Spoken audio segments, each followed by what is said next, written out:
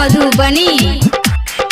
देवघर में करे छिए पूजा पूजा पूजा, भोला मांगे छे भौजी गाजा गाजा गाजा।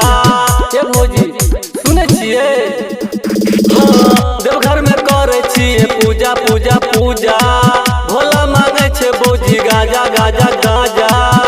देवघर में भोला रहे छे कोना कोना,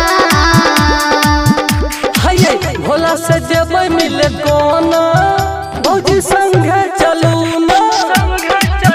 हाय भोला से जेबै मिले कोना, भौजी संगे चलू ना। हाय भोला से मिले जेबै कोना, भौजी संगे चलू ना। Music director DJ Veeru, Khajauli बाजार मधुबनी। शंकर राइटर कर रख बाली बाली, रिंकू ये नहीं होत परेशानी सानी। ये भौजी सुने छिए? हाँ, राइटर शंकर कर रख बाली बाली,